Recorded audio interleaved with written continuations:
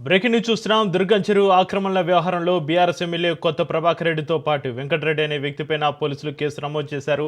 2014లో HMDA ఇచ్చిన చెరువు హద్దుల ఆధారంగా హైడ్రా సర్వే చేపట్టింది. చెరువు వద్ద 5 ఎకరాల ఆక్రమణకు గురైనట్లుగా హైడ్రా గుర్తించింది. ఆక్రమించిన భూమి ద్వారా నిందితులు అక్రమ ఆదాయం పొందుతున్నారని హైడ్రా ఆరోపిస్తోంది.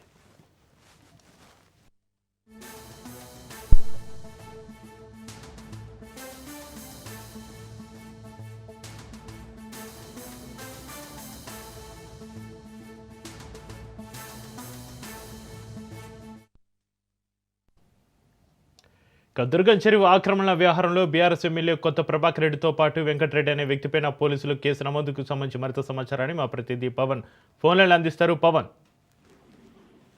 కొత్త ప్రభాకర్ రెడ్డితో పాటు వెంకటరెడ్డిల పైన కూడా మాదాపూర్ పోలీస్ స్టేషన్ లో కేసు నమోదైంది. అయితే ఈ యొక్క దుర్గం చెరువు అక్రమాలకు పాల్పడడంతో పాటు వారికి సంబంధించి 5 ఎకరాల భూమిని ఆక్రమించి చెరువు ప్రాంతాన్ని పూర్తిగా మట్టి రాళ్లతో నింపినట్లుగా దీనికి సంబంధించి హైడ్రా మాదాపూర్ పోలీసులకు కూడా ఫిర్యాదు చేసింది. ఫిర్యాదు నేపథ్యంలో చూస్తే మాత్రము మాదాపూర్ పోలీసులు కేసు కూడా నమోదు చేశారు. అయితే ఆక్రమించడం ద్వారా భూమికి సంబంధించి ఇతరులకు కిరాయికి ఇవ్వడము, దానికి సంబంధించిన డబ్బులు తీసుకోవడము, ఇదంతా కూడా చట్ట విరుద్ధం కాబట్టి వీరిపైన కేసు నమోదు చేయాలని చెప్పి కూడా ప్రధానంగా ఆ యొక్క పోలీసులు కూడా ఫిర్యాదు చేయడంతో కేసు నమోదు చేశారు.